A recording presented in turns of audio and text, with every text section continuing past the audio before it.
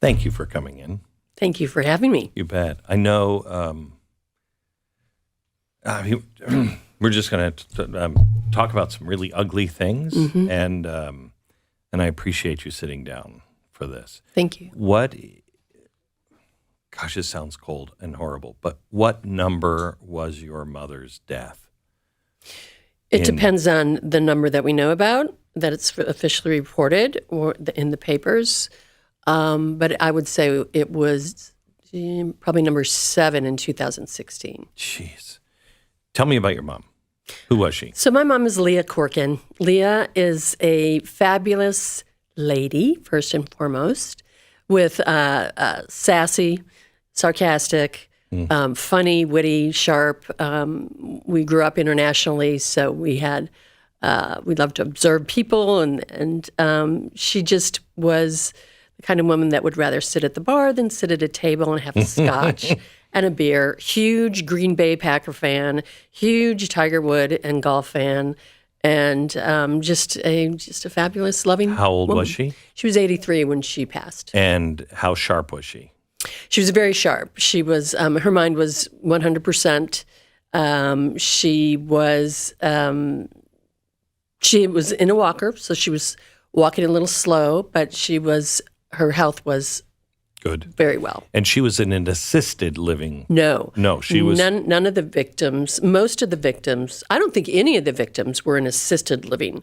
Every one of the victims was either in their individual home or independent living facility, 55 and older, independent living. Okay. So tell me what you know about, well, first tell me what happened to your mother. So the night before my mom had passed, I had taken her to a movie and dinner and have an adorable picture of her just looking all sassy because she bought all these new shoes. And dropped her off. Every morning I would call her up and say, "Good morning, Mom. What are you doing today? And I love you." So I had that opportunity. So Friday, August 19th, 2016, I called her that morning and she was saying she was going to get her hair done. So later on that afternoon, my sister in Florida would tag team, "Hey, Mom, how was your day?" And she didn't hear from her. So then 5 o'clock, I'm starting to get concerned. 6 o'clock, I run over there. I asked them to do a wellness check, and before I could get over there, they said I need to get there right away. And this is at Tradition Prestonwood in North Dallas. So as soon as I turned the corner, saw the sirens, I knew something had happened, and walked in to see my mom deceased, and it was, as you can imagine, just beyond sadness, grief, shocked, screaming, "Mom, no, Mom." It was just horrible. Because it was a surprise. Surprise. Yeah, and that happens. But in this case, you walked in, and when did you start to think something's not right? Immediately.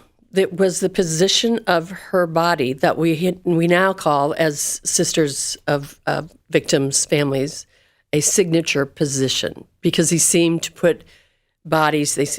My mom was in a very straight line, and I thought, this is so odd. And her face was face down in the carpet in a very straight line, and so like she just died standing straight and just straight toppled down. over. Yeah, right? That doesn't happen. Well, I don't know. Yeah. So I literally pretended to fall, like I just had a stroke and fell, and I crumpled on the ground. Sure. The sheet was still on top of her, and all I could see was her hand sticking out. And I'm like, this is so odd. She just had her hair done. Why is the back of her hair messed up? And why are her feet positioned straight up? And why is her walker over here? And why? And that position just really bothered me. But you don't think murder. It just doesn't even cross your mind. Right. And then I saw that she was missing her wedding ring. It was a very thick gold 18-karat band from Brazil that was cherished with 5 small diamonds, and and it was missing. So I immediately said, "Who took her ring?" And the person that works at Tradition Prestonwood came in, consoling me, someone I thought was a good friend of mine and I thought loved Mom. and said, "This is how people die." I'm like, no, in a straight line like that, that doesn't look normal to me. This just doesn't look right to me. And he convinced me that that's how it can look sometimes, and that my mom probably hid her ring in a drawer somewhere because that's what old people do. When did you start to hear that maybe it was murder? It was precisely December 12th, 2018, 2 years later, a little over two years, and I got a phone call. I got a phone call and read the message, and it said, "There's reason to believe your mom was a victim of a murderer named Billy Chemirmir." And as soon as I saw that message, everything clicked. And I called the attorney back, Trey Crawford, whose staff took the time to look at people who had passed alone, who had reports of jewelry stolen. And they started putting it together after Chemirmir's arrest in 2018 that there were so many victims who were unattended deaths, who were healthy women with reports of stolen jewelry. Right. So I got this phone call, and it was like a photograph of everything I saw in that room. Click, click, click. The ring, the position, the shoes, her hair, the pillowcase, had her makeup on it. That wasn't my mom. And it just all made sense. And so you learn that your mom is a victim of a murder, that it's a murder, period. Yeah. But then you find out it's a serial killer. And at Tradition Prestonwood, there were 8 victims in 3.5 months. 8 victims in 3.5 months. And they did nothing about it. Nobody there tied it together? Not that I know of. Not that I know of. I'm sure they did. I got a phone call. As soon as I found out, I called Tradition Prestonwood, and the assistant executive director told me that man had never been in the facilities. He lied to me. He, in fact, was someone who had personally escorted him out of the building. So I have a lot of anger with that owner, Jonathan Perlman, and Tradition Prestonwood, who was trying to mislead me. And then I got another phone call from someone inside who said they all knew, they covered it up, they probably destroyed evidence. And so I had this other rage with them because if they all knew, how come they didn't tell me? Probably lawsuit, perhaps. Perhaps. Yeah. Right? Tell me about the killer. Well, he's dead. Mm-hmm. So Billy Chemirmir is a psychopath. He is filled with evil. Never met a psychopath before, but when we did our victim impact statements, and we each had 3 minutes to look him in the eye, you truly see evil. And where was he from? He's from Kenya. And from what I understand, he moved to the States, or Dallas, in 2003. He was a CNA, I believe, a nursing assistant. And his sister had a nursing facility in Plano. Was he here legally? He was here on a work visa, Okay. I believe, at the time. So yeah. he comes here, and was there any sign at the time when he started working? Was there anything that was happening back then that is now starting to come to light? Not that I know of, and no one is investigating because they stopped the investigations. Why? Exactly. Why? Because I think they would have uncovered 60, 70 more people. Really believe that. Wait. But why would they stop? So what if you find 60 or 70 people? Because what I have been told is why drum up these deaths of people in 2012 or 2013 and hurt the families, because we've seen you all hurt so much. How do you respond to that? That's not your job. It's not your decision to make. It's your job to find these other victims, these other families. So when he was brought to court, at first, how many people were thought to be killed by him when he first went in to court?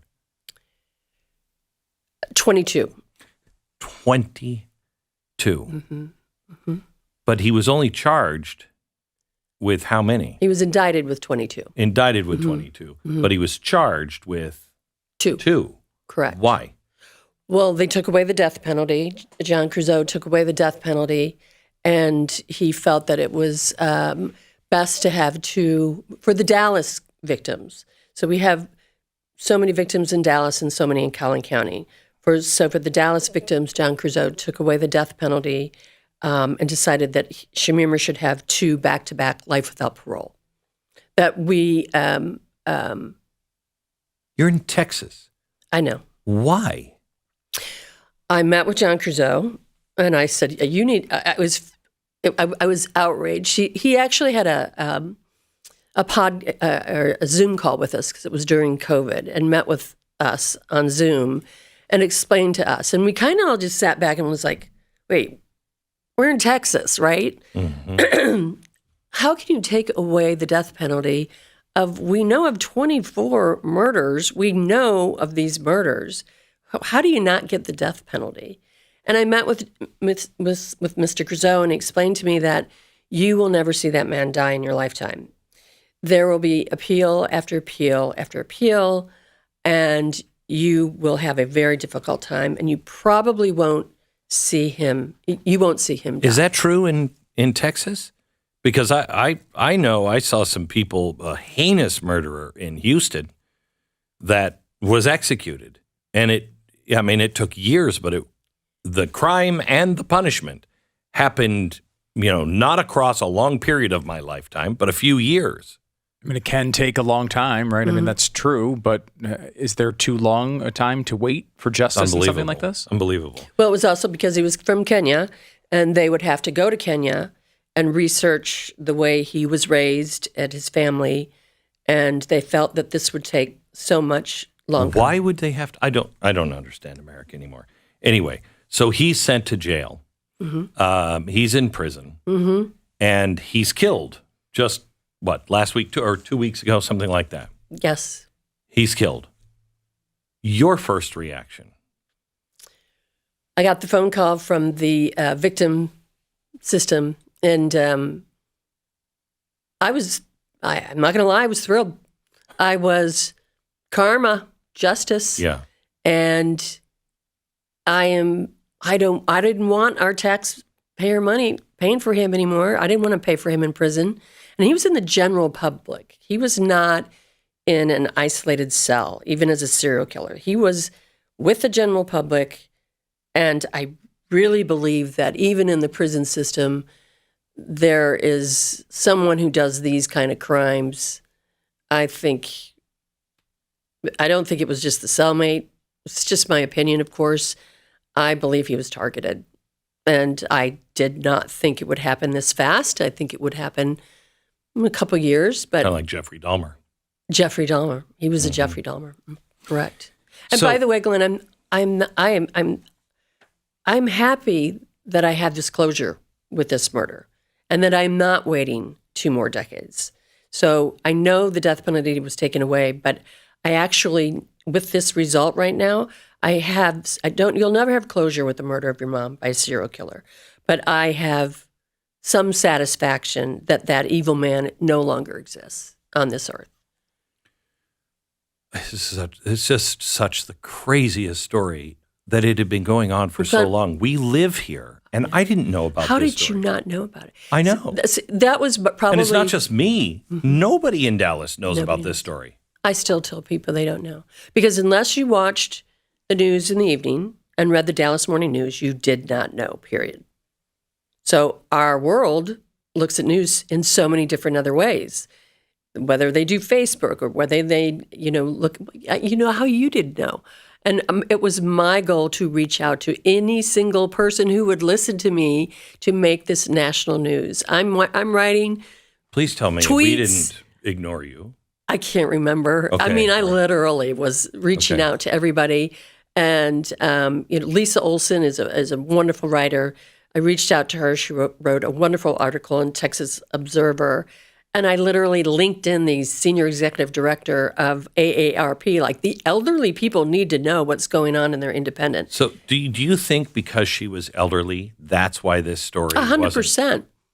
I was told trying to get production companies to do a documentary on this. MJ, I am so sorry. People don't think this is interesting enough because they are older people. Elders don't matter. If they were college students, sorority, babies, you knew this would be on every single page, but they didn't care. It wasn't interesting enough. I'm quoting these words. So what was the security like for these murders, for your mom? Because she's living independently, correct? Mm-hmm. But it is a place for seniors. Right.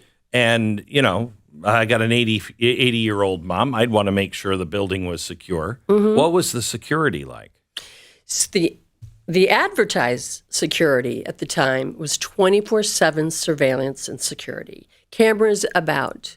Safety is something not to be concerned about. The reality was there were a couple of cameras. The security cameras were sitting next to the person in the front desk, and that person, usually an older person, was responsible to monitor those cameras. That was the security. Wow. Nothing. There was in tradition Prestonwood, there's a front door, a back door, and a side door. And there were not cameras on the side door. Front door, yes. Cameras in the back. Cameras where he entered. And How did he get in? He was a gentleman. He would dress nicely. He would be polite. If someone was coming in the door, he'd open the door for them. How are you today? And walk in behind him. Mm. Or he would put a rock in the door by the pool and come in after that, because no one's checking the doors at night to make sure they're all locked, from what I understand. I don't know yet.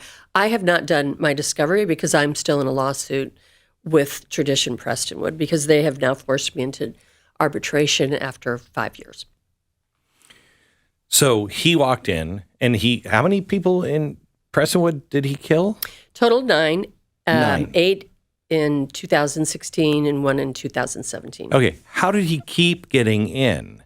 Did anybody see him? Was he? According to the person who called me from Tradition, he was all over the cameras, and that's a quote. Of course, it was a phone call. And I know from our prosecutor that he was there physically at least 26 times. And nobody noticed him? Oh, they noticed him. I'm sure they noticed him. They one time personally escorted him out of the building because people that lived there were saying, "What are you doing here?" He would say, "I'm checking for leaks. I'm checking for this. I'm checking for that." He was just wandering the halls looking for his victim. He literally was just preying on the victims walking down the hallway. And did any of the victims or anybody warn and say, "Hey, this guy is..." Well, not the victims because they died, but there were several people that lived at Tradition who alerted the ownership that this guy's wandering the halls. We got to get him out of here. They did call police one time on him, but what about the other 26 times that we know of that he was in the building? So, what do you hope comes from this? I've been struggling with so many different things, and I keep thinking, okay, I'm supposed to learn from this. I'm supposed to, something good has to come out of this. What good? First of all, education. If you're going to put your parent in a senior living facility, and it's really hard to define because you've got these 55 and older golf communities. Yes. And then you have these high-rise buildings that are popping up all over the country because Right. there's so many of us that are getting close to that age to, go to one of these homes. They are money makers. But I would say education for me is first and foremost because we have to say, show me your security. How do you check for people coming in and out that aren't supposed to be there? How are you going to communicate to the people who live there that there's something going on here and please alert us? Well, show me the cameras, show me the security guards, show me the systems that my mother or father is going to be safe living here. When you said, one of the first things you said was, I thought he was my friend. I thought he loved my mom. Why do you say that? Because this particular person saw every single of the 8 victims, and probably the 9th in 2017, dead. A lot of them were in the, again, what we say, the signature position. And by the way, average of maybe 2 or 3 people die because they had a heart attack or they had to go to the hospital. Why, you have 8 in 3.5 months, and every one of them has a police report. Don't you think that is alarms just going off? And at the same time, there's this guy walking in and out of your building, and you aren't putting 2 to 2.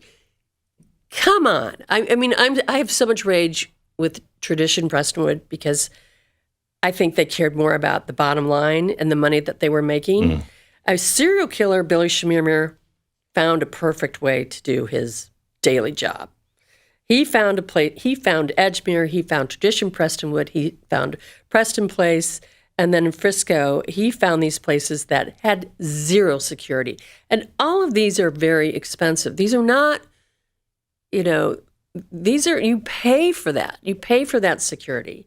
And so for me, education is huge, and that's part of our foundation that we started, secureoursenior-safety.org. And that is what? There are 7 of us that, as victims' daughters and a son, that got together several years ago to start legislation in Texas that we get independent living have some sort of regulation. Because right now, independent living is considered the same thing as apartment building. So when we try to say we need to put regulation in a senior living facility, we're fighting the same lobbyists that are speaking for apartment buildings. So it's a really tough channel, tough road to fight. We've tried twice, we haven't. We need a lot of money. SecureOurSeniorSafety.org. We'd love donations, sorry to say, but we do. But there's 0 regulation for these independent living. So when I say educate our mom and dad that's going there, no, it's just like going into an apartment building somewhere. It's not. No matter what the ads say, no matter what the beautiful building looks like, check the security. I am sorry that this has happened to you and so many others. I can't believe, Stu and I, when we first heard about it, couldn't believe this was in Dallas. This is shocking. A story like this, one of the bigger serial killers in our history, in our nation. Absolutely. Happened right here. We live there, never heard of it. Unbelievable. It's unbelievable. But, as I said, maybe some good will come out. If you want to help, if you want to donate, this should be happening all over the country, quite honestly. Secure Our Seniors Safety. Secure Our Seniors Safety.org. Correct. Thank you. Thank you. Appreciate you having me.